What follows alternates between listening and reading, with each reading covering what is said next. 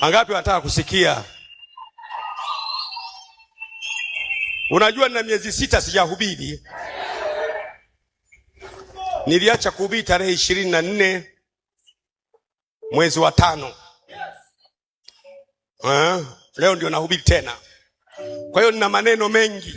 Najua kilichonileta duniani, kwa hiyo sifi. Anakufa huyo, anakufa huyo, anakufa huyo, anakufa huyo.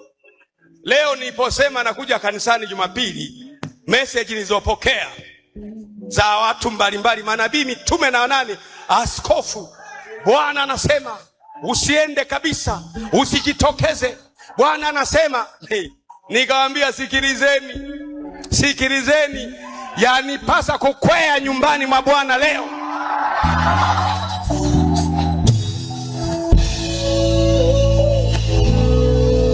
Na kuanzia leo niko hapa kila Jumapili.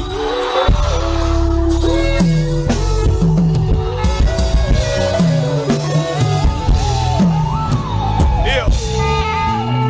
Kuanzia leo Mungu ameruhusu niko hapa kila Jumapili. Tunataka kuwa na uamsho usiokuwa wa kawaida.